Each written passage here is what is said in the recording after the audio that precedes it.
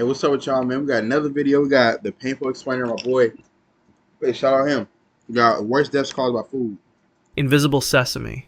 On July 17, 2016, 15-year-old Natasha Ednan Laprousse arrived at Heathrow Airport with her father and friend for a dream vacation to Nice, France. Before boarding, she stopped at a Pret-a-Manger cafe in Terminal 5 and purchased an artichoke, olive, and tapenade baguette. Natasha had severe food allergies since childhood, particularly to sesame seeds. She checked the label carefully, as she had been taught to do all her life. No allergens were listed. As British Airways flight BA342 took off, Natasha bit into her sandwich. Unknown to her, sesame seeds had been baked directly into the dough. They were invisible, unlisted, and lethal. Within minutes, red hives appeared on her neck and midriff. Natasha took 2 Puritan allergy tablets, hoping to stop the reaction. It wasn't enough. The symptoms escalated rapidly. Her father, Nadim, administered her EpiPen, injecting adrenaline into her thigh.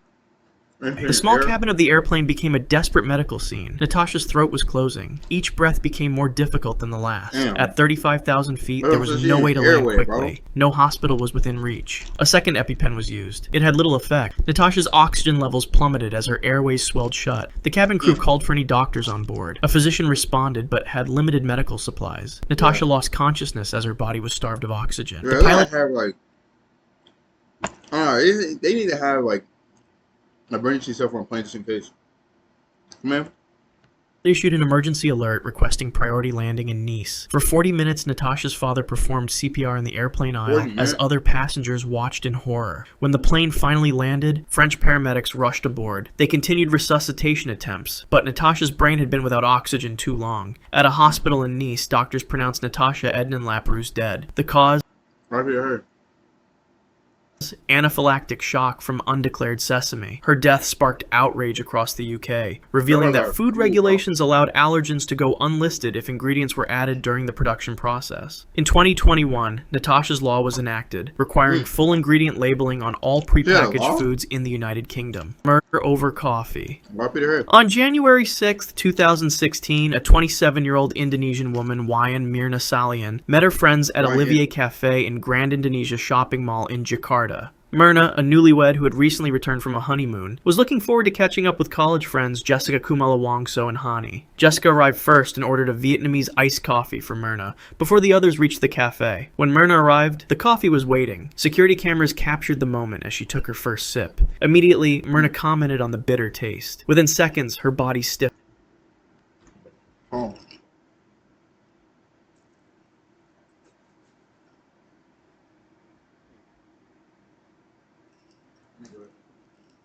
She began to convulse violently, foam spilling from her mouth. Her eyes rolled back as she slumped in her chair. Staff rushed over as Mirna fell to the floor, her body now racked with seizures. Bystanders attempted to help as Hani screamed for someone to call an ambulance. Witnesses later recalled Jessica remaining oddly calm while chaos unfolded around her. Cyanide works with brutal efficiency in the human body. It blocks cells from using oxygen, essentially suffocating every organ simultaneously. The brain, which requires constant oxygen, shuts down first. Death can occur within minutes.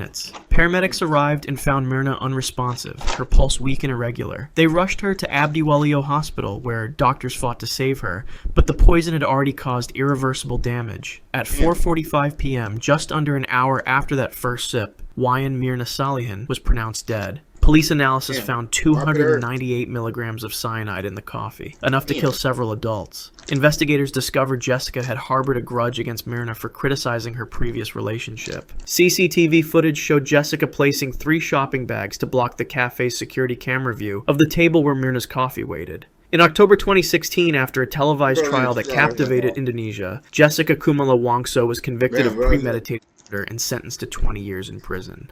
Birthday dinner that ended in silence.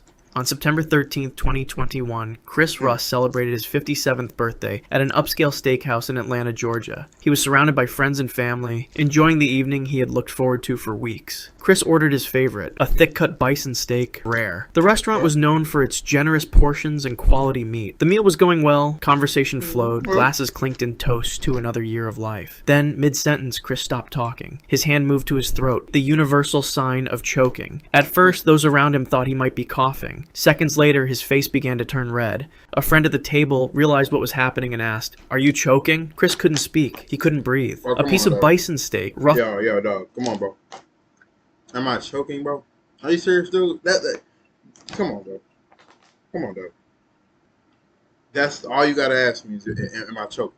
That's something you'll see in a damn TV show, bro. The size of a golf ball, had become lodged in his windpipe, creating a complete blockage. One of his dinner companions immediately attempted the Heimlich maneuver. The abdominal thrust failed to dislodge the meat. Chris's face changed from red to purple as oxygen deprivation set in. A restaurant staff member trained in first aid tried next, also without success. Within 4 minutes without oxygen, brain cells begin to die. By the time paramedics arrived 6 minutes after the first signs of distress, Chris had collapsed and lost consciousness. They used specialized equipment to extract the meat, but the blockage had been in place too long. Chris was rushed to Grady Memorial Hospital in critical condition. Scans revealed severe hypoxic brain injury, damage caused by lack of oxygen. For 3 days, he remained on life support while his family maintained vigil. The birthday celebration that should have marked another year of life instead marked its end. On September 16th, doctors confirmed Chris Russ had no meaningful brain activity. His family made the painful decision to remove life support. What began as a simple bite of food had ended a life in less than a week. The medical examiner listed the cause of death as complications of asphyxia due to choking on food. Jelly that killed. On November 10th, 2018, 67-year-old Edward Eddie Casson was admitted to Royal Bolton Hospital in England. He had a complex medical history including dysphagia, difficulty swallowing, and had previously suffered a stroke that further compromised his ability to safely consume certain foods. His medical notes clearly specified that he required a prayers to all these like older people out there, bro, so they get their health right. Carefully textured diet, and that jelly, a seemingly innocent dessert, posed a particular danger to him. 3 days after admission, a healthcare assistant served Eddie raspberry jelly for dessert. His medical chart, with its clear warnings about swallowing risks, had been overlooked. The jelly's unique texture, solid enough to hold shape but melting to liquid, made it especially dangerous for someone with Eddie's condition. Minutes after consuming the jelly, Eddie began to choke. The gelatinous substance slipped past his airway protection reflexes and entered his lungs, a process called aspiration. Unlike choking, which causes immediate symptoms, aspiration can initially seem less severe while setting a deadly process in motion. By the next morning, Eddie developed a fever of 38.5 degrees Celsius.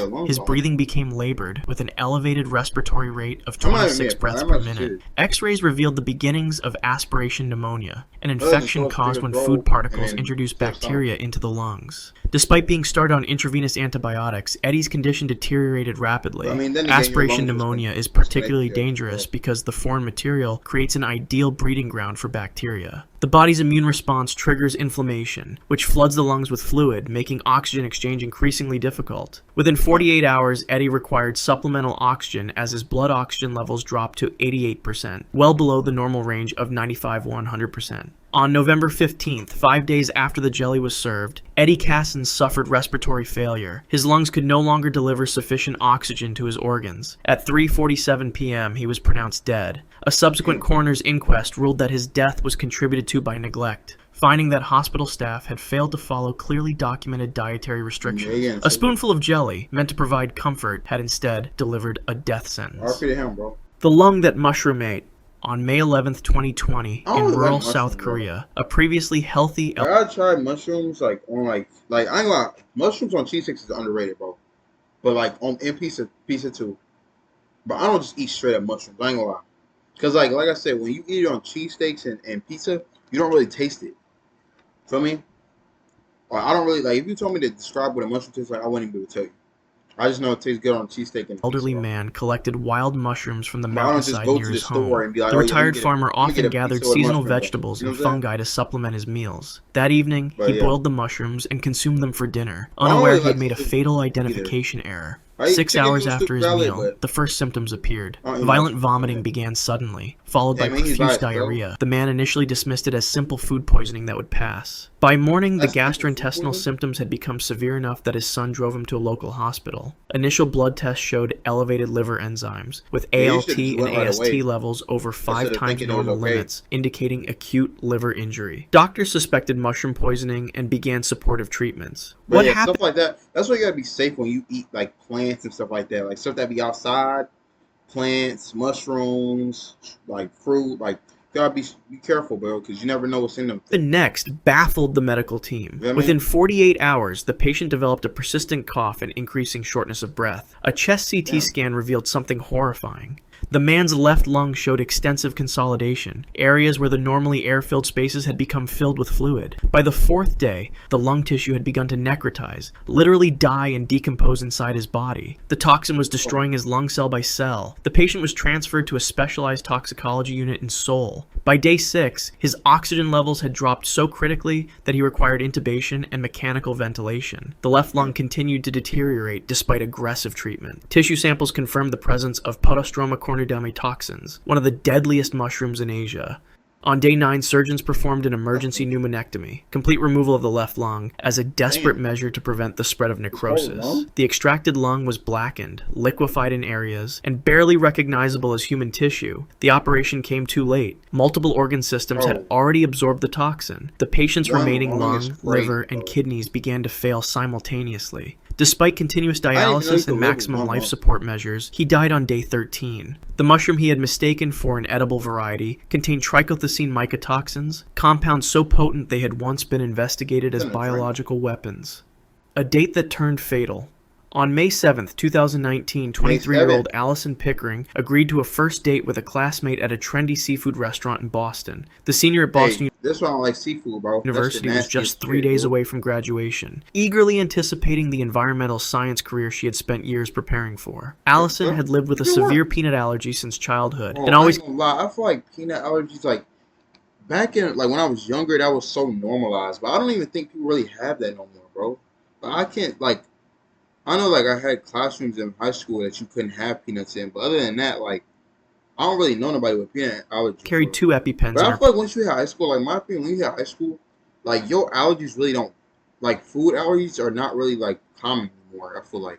I feel like when you get older, you just get more used to it, your body gets used to it, and you just eat it now. Purse. When ordering, she did what she had done hundreds of times before, informed the server about her peanut allergy. She selected the mahi mahi, a dish she had safely enjoyed at the same restaurant twice before. Unknown to Allison, the restaurant had recently updated their menu. The fish now came with a peanut-based sauce not mentioned in the description. Halfway through her meal, Allison felt the first warning sign, a tingling sensation in her lips. She put down her fork immediately and reached for her water glass. Within seconds... I know, like, last time I had, and this is why I like seafood, last time I had seafood, it was at, I ain't gonna say the specific place, but it was it's the ends with bread, you feel me?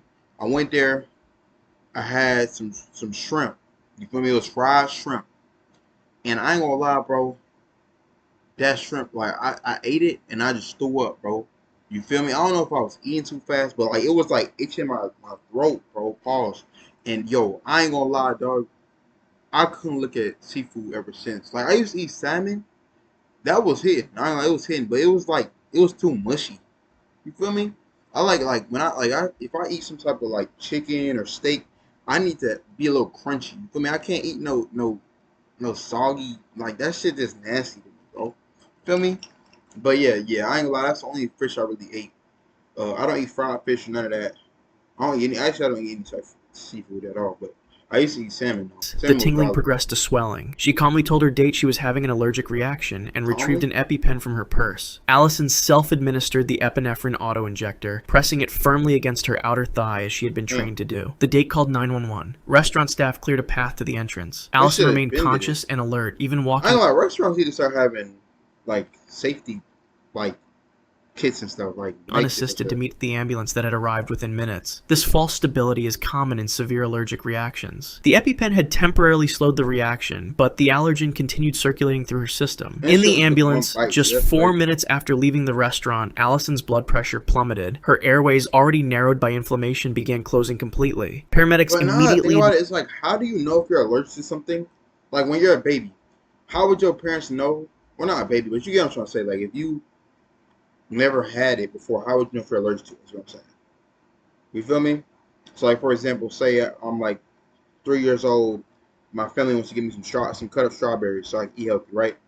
And I eat the strawberry, and nobody told me I'm allergic to it. You feel me? Like, nobody told my parents or anything that I'm allergic to it, and I eat it, and then I get an allergic reaction, and feel me, ends up going worse than expected. Like, how would I know? You feel me? Administered a second Now that I epinephrine think about dose it. and intravenous antihistamines. 'Cause I They never placed an thought about, oxygen like, how mask you over really her get face, allergic but to her stuff. oxygen saturation continued dropping. By the time they reached Massachusetts General Hospital, Allison was in full anaphylactic shock. Her heart had slowed to a dangerous rhythm. The emergency room team worked frantically, performing an emergency tracheotomy to bypass her swollen airways. Despite their efforts, Allison Pickering's heart stopped at 9:43 p.m. After 20 minutes of resuscitation attempts, she was pronounced dead. Her graduation gown would hang unworn, her future erased by a hidden ingredient in a restaurant meal she thought was safe.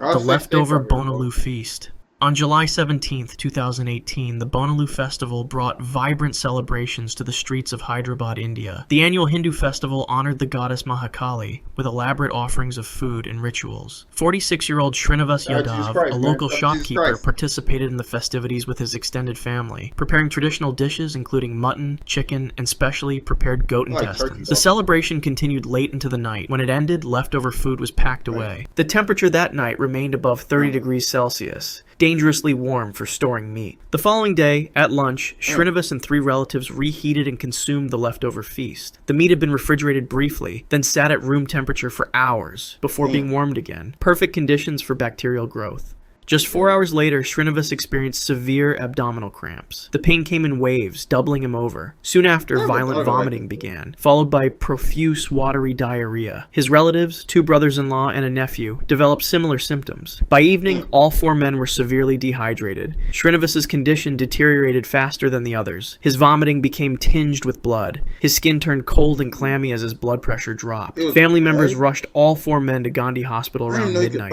with Srinivas barely conscious upon arrival. Medical tests revealed Bacillus cereus food poisoning, a particularly aggressive form that produces 2 distinct toxins. One causes vomiting by directly attacking the stomach lining. The other produces a toxin that remains stable even through reheating and triggers dangerous intestinal inflammation. By morning, Srinivas had lost over 12% of his body's fluid volume. His kidneys began to fail as they struggled to process the bacterial toxins. His heart rate climbed to 160 beats per minute as his body fought to maintain blood pressure. Despite aggressive IV fluid replacement and antibiotics, his organs continued shutting down one by one. At 6:17 the next morning, less than 18 hours after consuming the meal, Srinivas Yadav went into cardiac arrest. Resuscitation attempts failed. The other 3 men survived after several days of intensive treatment. Health officials later confirmed that improper storage between serving and reheating had allowed bacteria to multiply to lethal levels in the festival food. If you want to see more videos like me, stay safe, man, with these eating, bro. Make sure y'all hydrate y'all food. Well, not hydrate, but put it in the fridge and shit like that. But shout out Painful Explainer. RP everybody that passed away. Y'all stay safe, man. I love y'all. Got one more video today, man. Peace out.